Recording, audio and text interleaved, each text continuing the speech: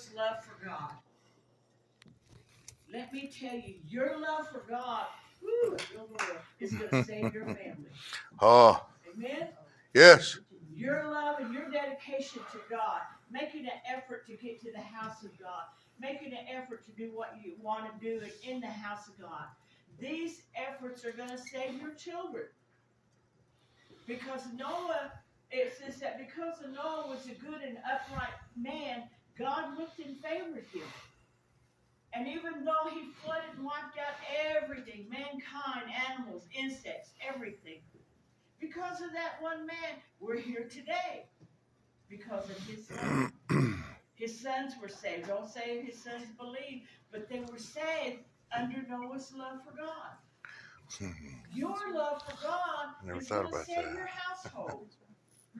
Going to save your children. Going to save your grandchildren, your great-grandchildren. You know, geez, 40 years, 50 years ago, I never did think I would be here.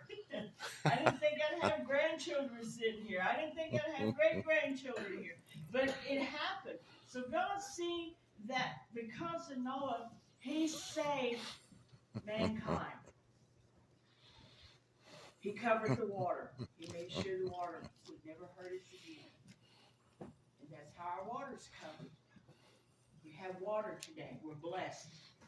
Some areas don't. Some areas need it. But we're blessed because we have water.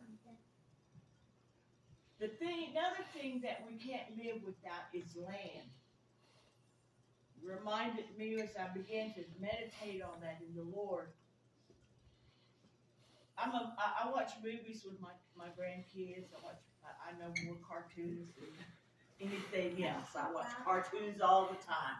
Tell you about SpongeBob. I can even sing the songs of SpongeBob. But because we need land, and in SpongeBob, this is a parable of my own. And I always get condemned for doing this. I got chewed out one time. My grandma was about talking about shorts. About preaching on movies. But the Lord used parables. Let me tell you now, remember this. A parable earthly story is an earthly story heavenly meaning. With the heavenly meaning. Understand? You read parables in the New Testament from Jesus. And he's telling an earthly story with the heavenly meaning, especially when the seed falls out on stony ground. And those are earthly stories, but it has a heavenly meaning. And we look at SpongeBob. He's got a girlfriend, Sandy. She's a squirrel. Well, that's a girl, and that's his friend, right? Okay. So, Sandy is a squirrel and cannot live in water. So she lives in a bubble where there is land, and when she goes out of that bubble, she puts on a helmet so she won't drown because she's a squirrel.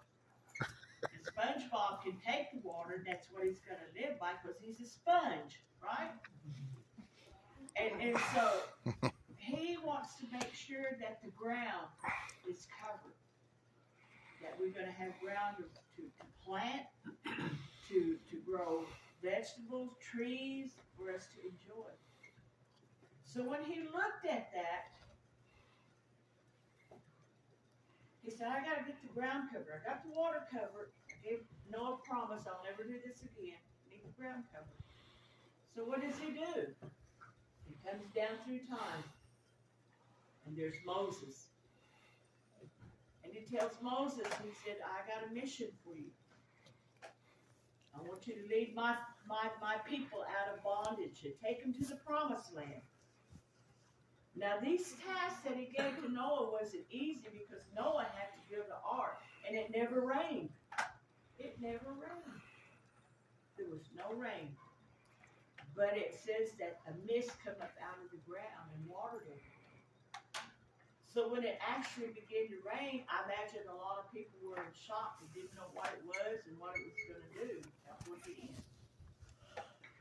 So when Moses came along, he had the water covered.